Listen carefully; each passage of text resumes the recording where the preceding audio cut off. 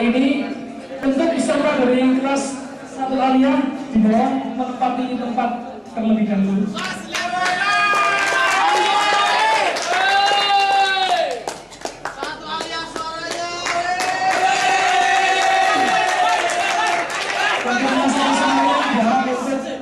Berdiri.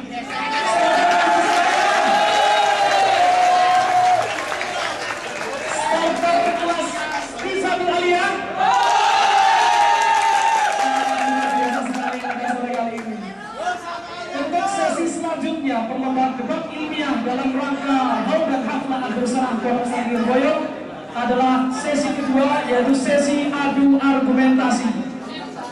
Untuk argumen yang selanjutnya adalah akan disampaikan dari kubu pro dari kelas 1 Sanawiyah.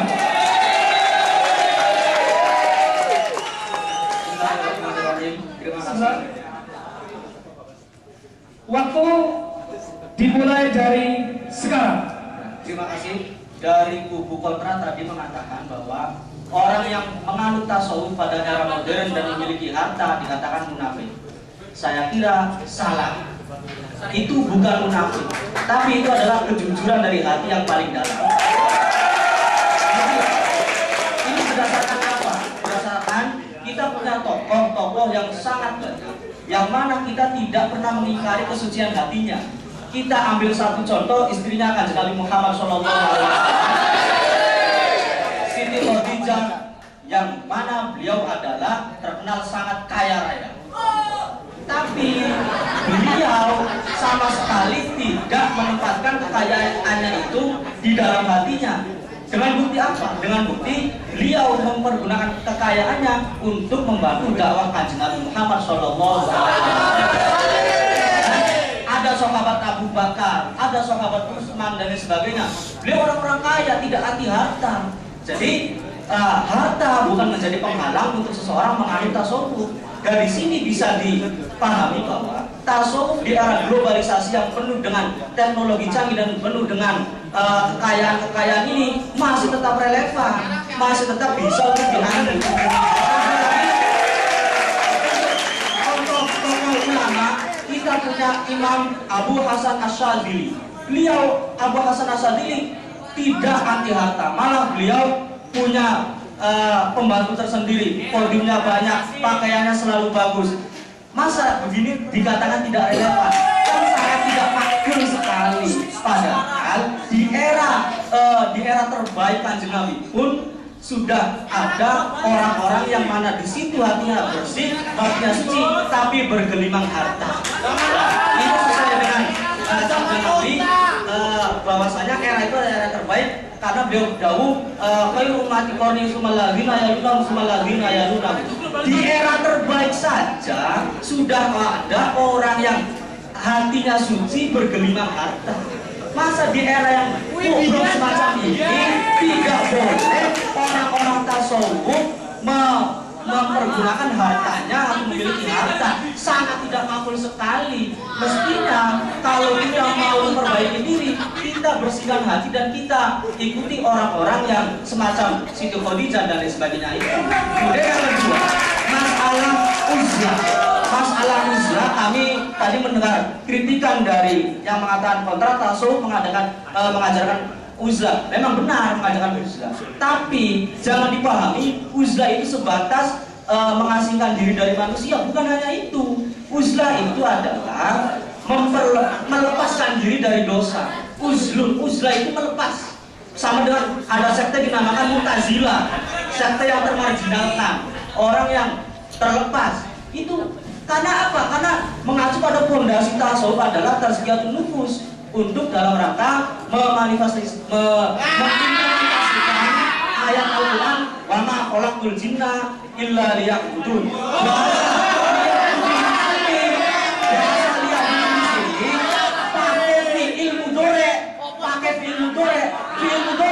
Zamannya akal dan istiqbal harus selalu relevan di zaman apapun.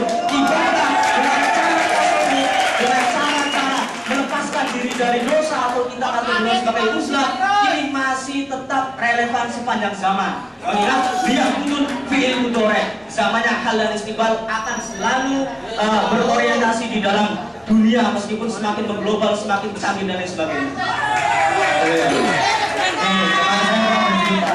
Waktu habis. Terima kasih dan sangat luar biasa sekali. Aplaus buat Kumpul. Selanjutnya argumen dari Kumpul Raya. Waktu siap, waktu dimulai dari sekarang. Bismillahirrahmanirrahim. Dari awal sudah saya katakan, bahkan dari sebelum debat ini dilaksanakan, bahwa tema kita adalah tasawuf di era globalisasi. Bagaimana mungkin kita mengambil tauladan dari zamannya Sayyidah Khadijah ataupun Sayyidina Umar, Sayyidina Utsman dan sebagainya? Sangat tidak relevan. Artinya begini, tasawuf ketika kita terapkan secara konkret di zaman ini, kami katakan bahwa malah akan menjadi penyebab kemunduran Islam. Karena apa? Seperti yang dikatakan oleh rekan saya tadi, bahwa Islam itu perlu memasuki ranah politik, ranah kebudayaan. Artinya ketika dengan konsep tasawuf umat Islam malah tidak menyenangi, karena secara konsep seperti itu, ketika dengan tasawuf orang Islam malah tidak menyenangi politik, lalu apa fungsi tasawuf? Malah nggak berguna di mata dunia, malah mengalami kemunduran yang drastis dan lagi-lagi menyinggung permasalahan memiliki dunia tapi hatinya nggak tergantung. Jelas lagi-lagi munafik saya ungkapkan. Dan kemudian tapi saya mengungkapkan permasalahan sejarah bahwa kemunduran umat di zaman Al-Ghazali itu diklaim yang semula adalah mahir dalam segala bidang keilmuan, akhirnya malah menjadi jatuh. Dan itu bukan karena konsep tasawuf dari Imam Al-Ghazali. Jadi gini loh Mas, pertama saya jadi merasa memiliki tanggung jawab untuk menerangkan tasawuf pada Anda.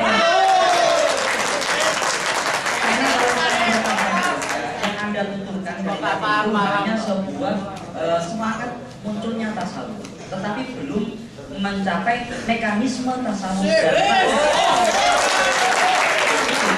Jadi yang Anda tuturkan itu hanya sekedar semangat saja, dan sebagainya. Tetapi masalah mekanismenya itu mempunyai poin-poin yang akan bertentangan dengan semangat modernisasi di mana kita harus maju. Tetapi konsep dasar dari tasawuf di sana kita harus meninggalkan dunia.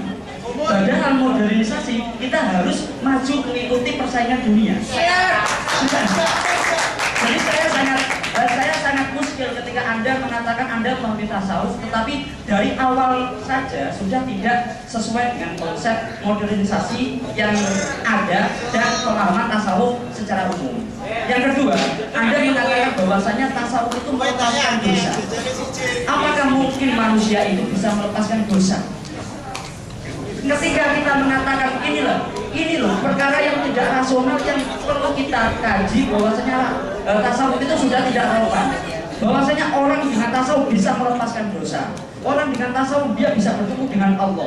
Orang ketika tasawuf dia sudah bisa melepaskan dirinya dari keterikatan apapun. Orang ketika bertasawuf dia tidak melihat apapun kecuali Allah.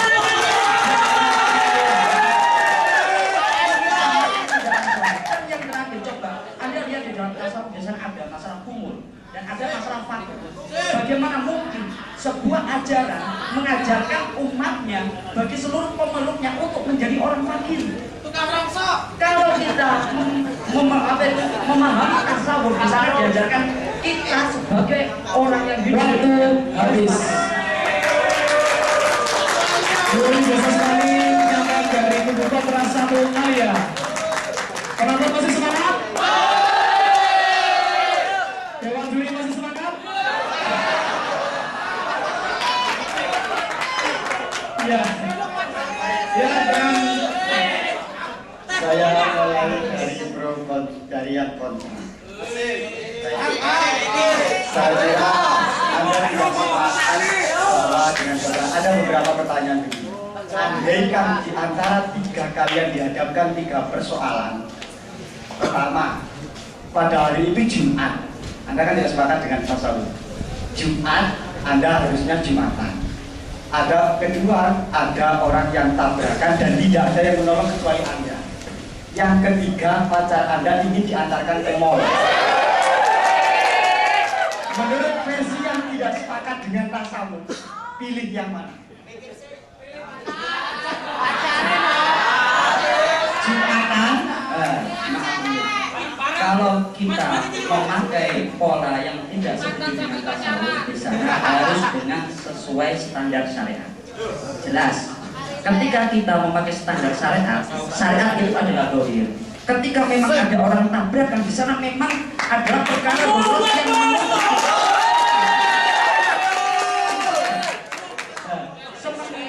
umpamanya kita memakai tasawuf di sana, dia hanya Allah, hanya Allah, hanya Allah. Di sampingnya ada orang tabrakan, dia Allah, Allah.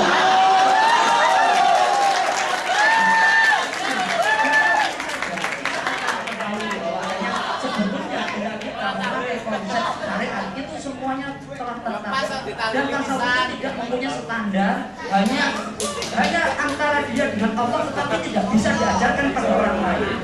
Cukup ya. Kalau dia perlu pilih yang mana?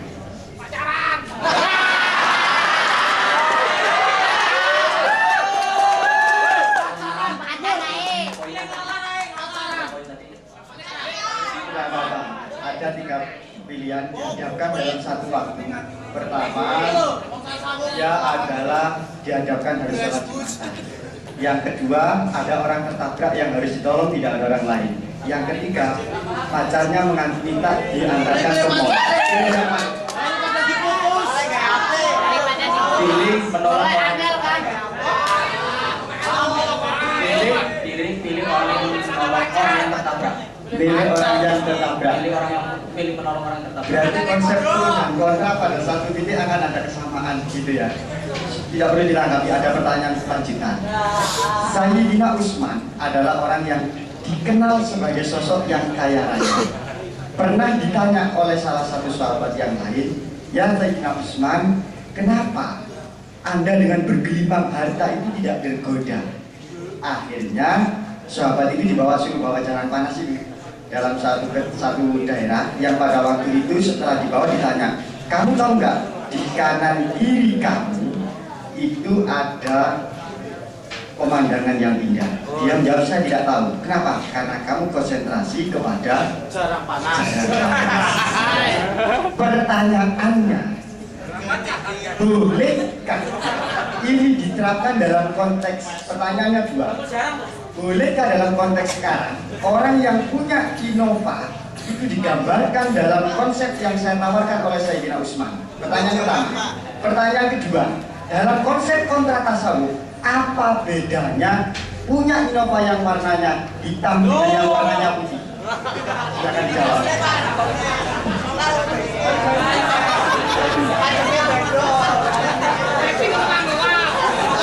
Artinya begini, dengan kita harus bisa membedakan. Dalam masa itu kita konsentrasi dengan sahabat konsentrasi dengan air panasnya karena memang ketika jatuh pun panas. Karena dia bawa sekali-kali goyangan. Karena dengan jatuhnya air itu, dengan tumpahnya air itu secara langsung tidak akan mengenakan. Coba kita bandingkan dengan Innova. Dengan seperti itu kita malah bisa menikmati pemandangan. Kalau kerubuhan Innova bagaimana? Kalau kerubuhan Innova bagaimana? Kalau dengan kerubuhan Innova, kalau dengan kerubuhan Innova, ya tentu saja kita tidak bisa menerapkan konsep tasawuf yang dengan qanaah, wah saya kerubuhan Innova. Berikutnya pertanyaan terakhir. Menurut penilaian Anda, adakah hari ini orang yang jujur di birokrat yang masih bisa menerapkan konsep konsep tasawuf dalam arti yang umum? Menurut kami, kalau memang kita menganggap dari tasawuf itu hak individu, maka ketegasan dari kami itu tidak bisa distandarkan. Dalam artian kita tidak bisa menilai orang ini tasawuf atau tidak. Kalau umpamanya kita menilai karena dia tidak pernah korupsi, dia tidak bertasawuf, oh dia ada orang yang bertasawuf, padahal nyatanya belum ada kesempatan. Akhirnya pertanyaan itu adalah pertanyaan yang menurut kami sebuah hal yang tidak bisa kita pastikan. Tetapi apakah mungkin? Menurut kami tetap mungkin. Baik, cukup. Pertanyaan untuk Bro satu kali saja. Di antara beberapa ajaran tasawuf ada satu yang disebut dengan uzlah. Itu di antara dalam proses tazkiyatun nafs. Menurut pandangan Anda, bagaimana konsep uzlah ini yang kalau menurut satu frame mengatakan ini membuat orang tidak berguna? Sebab mestinya dia adalah harus menyebarkan Islam wal minkum yaduna ilal khair ataupun ila sabilil khair. Ya, kami tetap mengatakan tasawuf selamanya akan tetap relevan. Ini berangkat daripada definisi yang ditawarkan oleh Ibnu Athaillah Al-Sakandari bahwa Saya minta langsung dibenturkan kepada ya, dalil tadi. jadi asumsi kalau lalu ina. Jadi yang namanya sudi itu tidak punya warna. Uzlah yang dikatakan mengasingkan diri dari manusia itu uzlah zaman dulu. Itu yang namanya uzlah zaman dulu. Baik, Nah, saya uzlah pada uzlah zaman sekarang sekarang, seperti apa? uzlah zaman sekarang adalah sesuai dengan kemampuan kita melepaskan diri dari dosa. Karena melepaskan diri dari dosa itu pun semangat kita, takwa itu semangat kita.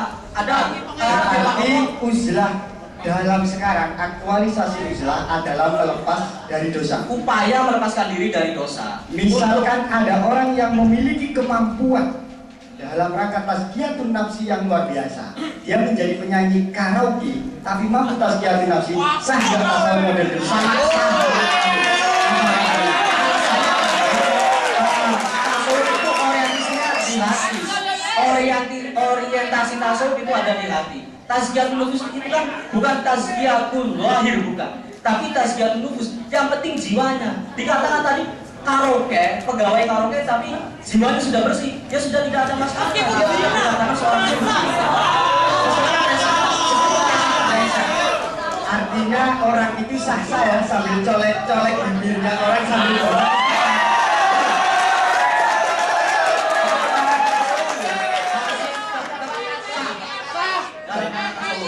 Ada mau ditambah? Cukup? Cukup. Baik, terima kasih.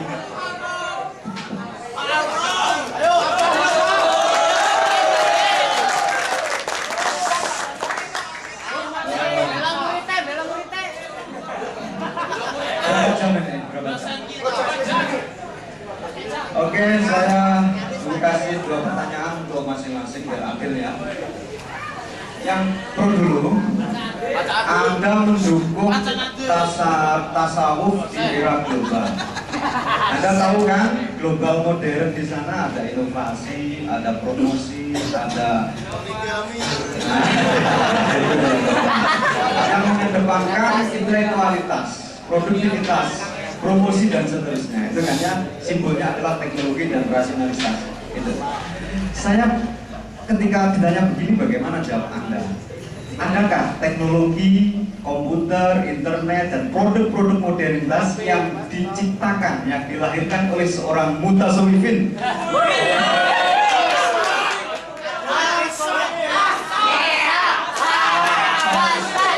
Sangat ada. Karena ilmu teknologi semuanya, bahkan semua ilmu fondasinya adalah dalil Al-Quran. Saya mau contohkan seperti ilmu astronomi. Di dalam Al-Quran ada lasyamsu tajri mustaqarrin laha. Kemudian masalah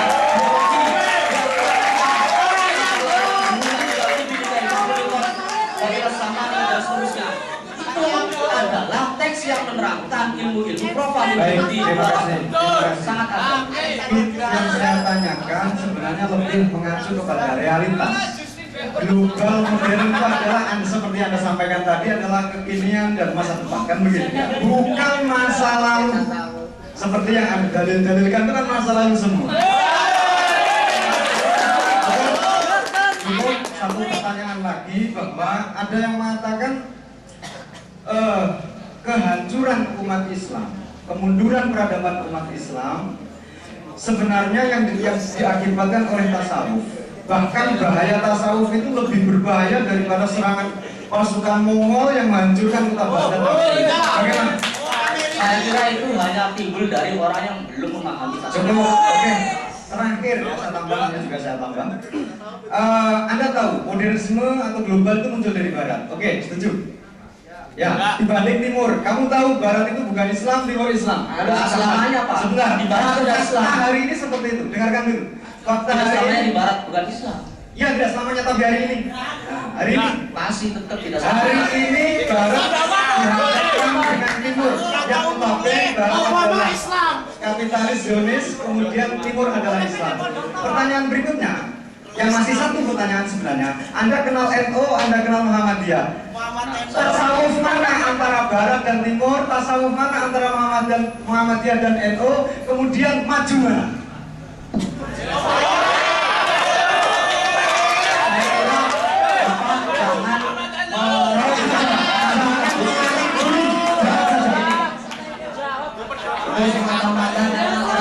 Orang-orang Indonesia, orang Islam tidak mempunyai tasawuf sehingga tertinggal dari barat. Coba saja kalau dia itu memiliki tasawuf, apa dia akan tertinggal dari barat?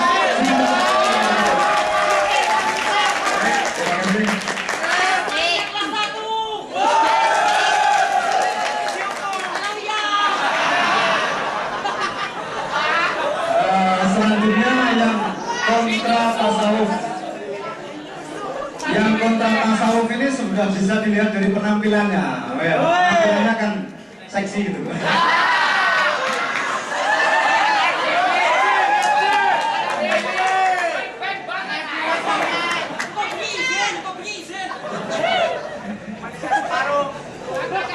Ada satu pertanyaan. Yang pertama adalah ada yang mengatakan sebenarnya sudah disinggung sekalipun secara implisit dari pihak yang pro bahwa kehancuran umat Islam itu justru karena umat Islam terjebak di dalam fitnah kemegahan duniawi, sehingga orang itu berebut kekuasaan, apa itu khilafah Islam antar keluarga berebut kekuasaan, itu adalah sudah nafsu kuasa. Nafsu kekuasaan itu justru yang membuat perpecahan umat Islam, sehingga hari ini Islam kehilangan khilafah, Islam kehilangan hegemoni dunia. Bagaimana ini? Anda mengkontra tasawuf padahal dituduh kehancuran Islam karena meninggalkan tasawuf. Jawabannya bagaimana? Artinya begini, dalam sejarah yang tadi saya utarakan, yang mengatakan bahwa kehancuran itu bukan dari sisi tasawuf itu pun juga sekedar klaim. Apakah kita akan menghukumi hal yang sebatas klaim seperti ini? Ya, semuanya tidak ada yang tidak klaim di dunia ini. Semuanya klaim. Silakan patahkan klaim yang seperti itu. Oke. Dalam permasalahan keuntungan umat Islam karena untungnya khilafah yang Bapak utarakan tadi itu adalah sisi lain. Karena dalam permasalahan itu hanya berkisar dalam permasalahan kekuasaan, coba dalam permasalahan keilmuan. Ya. Satu pertanyaan terakhir nanti menentukan kemenangan Anda atau kegagalan Anda di sini ya. Bahwa dunia global modern itu ada fenomena kegersangan spiritual masyarakat modern ya. Sehingga ada semacam kekosongan, mereka akan kembali kepada gua-gua, mereka akan kembali kepada agama. Semakin religius umat itu karena sudah capek melakukan kemungkaran-kemungkaran. Ini berarti tasawuf itu dirindukan sekali di tengah globalisasi ini. Bagaimana menurut Anda?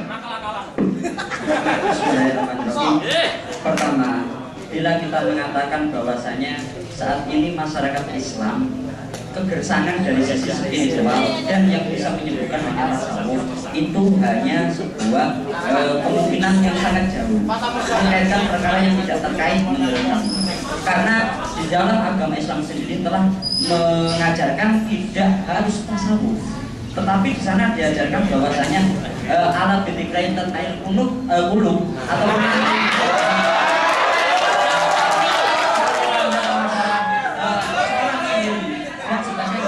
dalam artian bila sebetulnya dari masyarakat global itu mau menjalankan syariat, tidak harus tasawuf, tapi syariat. Nah, Syariat ya, bukan tasawuf. Oke, satu lagi biar 3 sama. Di depan di banyak antara penonton ini ada yang kopiahnya itu kuning-kuning, ya. Ada sarungnya yang kepir-kepir. Kemudian kalau sarung itu kamu buka itu penuh gudegnya. Menurut kamu itu pelaku dan pemeluk tasawuf atau bukan? menurut saya itu sama sekali bukan pemeluk tasawuf. Sebab ya, kalau memang kita ya tasawuf bukan berarti itu kemunduran dalam artian kalau memang kita bukan kalau dalam artian kalau memang kita mengatakan orang yang pakaiannya buruk dan sebagainya itu adalah tasawuf, itu masih belum memahami substansi tasawuf. Karena tasawuf sekali lagi tidak bisa diukur, bukan simbol. Jadi ketika kita mengatakan dia itu kotor, ini adalah tasawuf. Dia itu bersih, ini adalah sebuah ukuran yang tidak valid. Karena itu simbol. Cukup, terima kasih, kasih tepuk tangan. Teman-teman sekalian, para penonton dan juga anggota peserta lomba debat sidang juri